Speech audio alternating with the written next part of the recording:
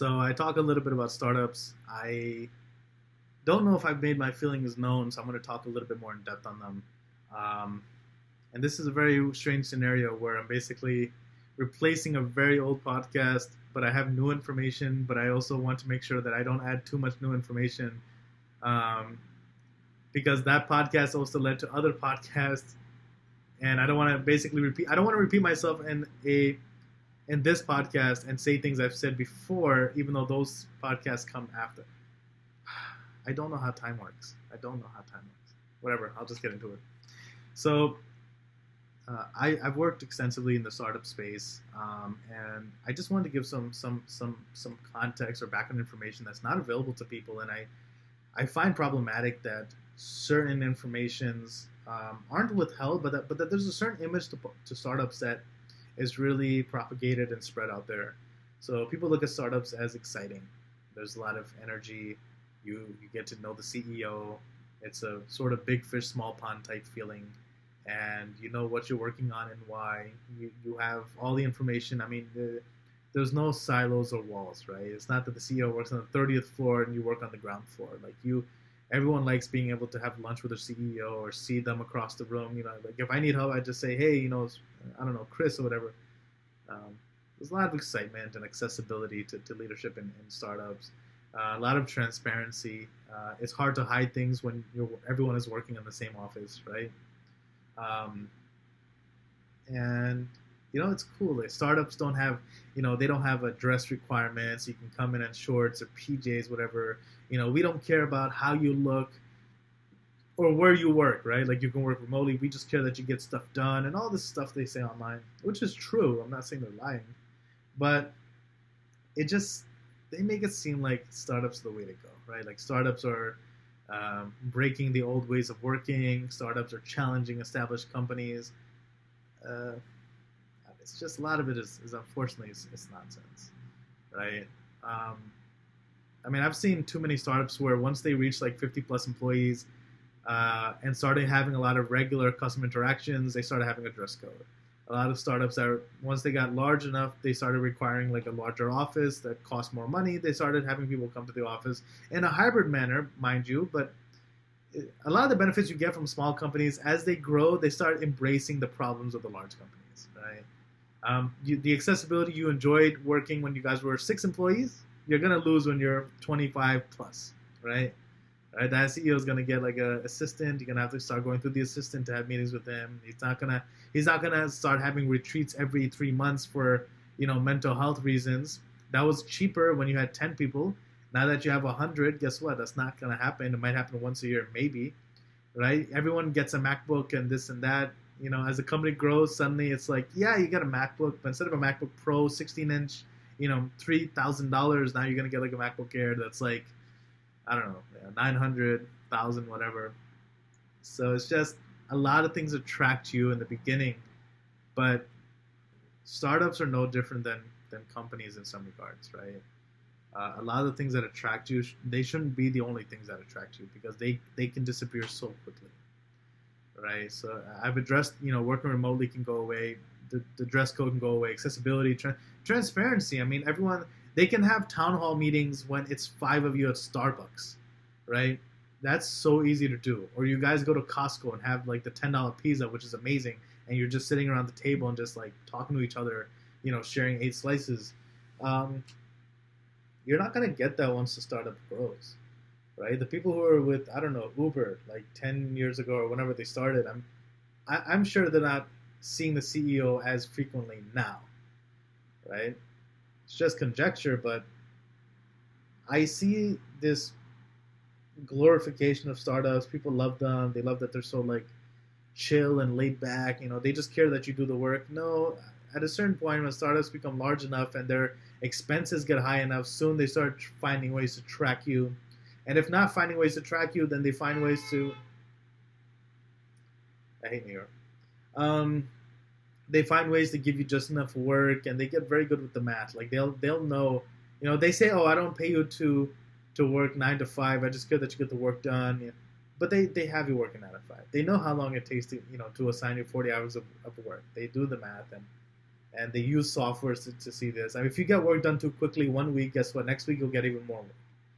So a lot of these liberties and luxuries that you get, they go away, right? They might pay for your health insurance and 401k, but then even that, I mean, as the company grows, once it's no longer a small business, they're gonna start having different plans, I'm sure, and different people handling the 401k, and then the match is probably gonna be a different percentage, right? Unlimited PTO, that's another benefit they try to give you. That also goes away once you become a large enough company and things become sort of, from casual, things become more critical, more urgent. That unlimited PTO goes away, right? And if it doesn't, even if the company keeps the unlimited PTO, I don't know why people are so fascinated by it, right? Someone is keeping track of your time off. Yeah, even if you're still paid for it, I mean, people are going to notice if you're taking 20 days off a year, you are a lot more attractive to lay off or, unfortunately, terminate, put on a PIP or something. Constructive dismissal, you would call it. You're actually more likely to take PTO that you earn the hard way in an established company than you are in a startup. There's a psychology to it, right? There's industrial psychologists who have said, yeah, give them unlimited PTO and they'll be shy about using it. And even if they use a lot, if you have someone using a lot of PTO, and I've seen this happen, they do get laid off magically. I know people who have been working in startups, and even recently, as recent as like last week, they're on LinkedIn polishing their resume and sharing their story about how they got laid off from some magical unicorn that was supposed to displace, I don't know, Roblox or Lyft or Uber Eats or something like that. Not to mention, oh my God, disrupting, right? Startups all like to peddle this idea that they're going to disrupt or do this and that, and people join because they believe in the mission. Oftentimes, the mission is just shared to you by some CEO who's drinking his own Kool-Aid, right? CEO who believes in his company. He does, and I'm not saying founders, CEOs are idiots and they don't know what they're doing, but it's very disheartening that so many young people fall in love with startups and the energy they give, right? And these eloquent speakers who tell them, yeah, we are the future, we're the future. At the end of the day, it's just problems and solutions. Just look at a startup and, don't just look at what problem is it solving, right? What problem is the startup solving? And then work your way from there. But if you join a startup for the benefits that I've listed, just know that they can go away anytime. I've seen them go away at any time. And I've even advised companies when they're looking at how can they be leaner, I've even told them how to restructure certain benefits that they offer. And, like instead of offering this right away, offer this at 90 days, right? You guys offer this at 90 days, it's an amazing perk. You should move this to 6 months. I help companies, make those changes. I make those assessments and deliver those findings. So, when people think that, yeah, go into a startup, you'll be happy, get away from corporate America, get away from the 9 to 5, it's like, yeah, but startups are just 9 to 5s delivered differently. Startups are the same as big companies. They just operate differently for now, but that's the key thing. It's only good for now, right? The excitement you have at work, it's only exciting for now. Eventually, you guys are working with cutting edge technologies or identifying or working with new problems. Eventually your company is just going to become bloated and have a lot of, nonsense like every other company. I mean, the new technologies you guys are working with in 5 years are going to be outdated, but you're still going to be working with this technology. Why? Because a lot of the things you built were built on this technology, and you're married to this technology. You have to build off of this technology, and, maybe in 5 or 10 years you'll refactor everything from the ground up. But yeah, what's cutting edge today is not going to be cutting edge a year or two from now.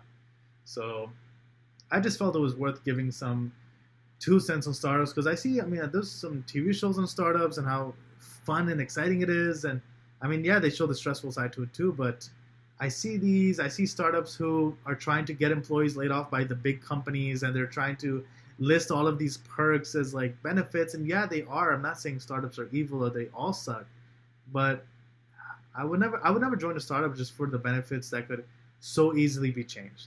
All it takes is some pen, paper, talking to your benefits coordinators, talking to legal, what have you. That's all it takes, right? It's actually it's just paperwork when it comes to changing benefits. It's a little bit more difficult though to change your business model.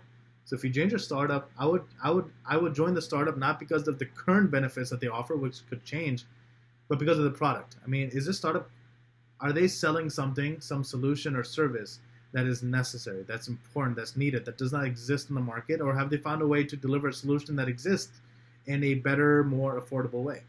So these are the questions you have to ask critically. They try to get you, though, with all these cool perks that are just so easily changed. And I don't like that. I don't see a lot of startups that are telling people, hey, join us for these reasons. We're very confident we're going to be successful. We're delivering a solution that does not exist to a problem that everybody has. Right? When I see the LinkedIn post, it's never like that. It's like, want to work remotely from the beach somewhere in like Puerto Rico. Want to work from 6 p.m. to 2 a.m. because you want to. Maybe you have insomnia. Join us. And it's like, why is your pitch always things that are not set in stone? None of these startups will ever sign a paper with you that says that this will always be your benefit. Right? That never happens. And that should tell you that they know that they're not going to offer these benefits forever. Right? At a certain point, they turn into a regular company just like everyone else.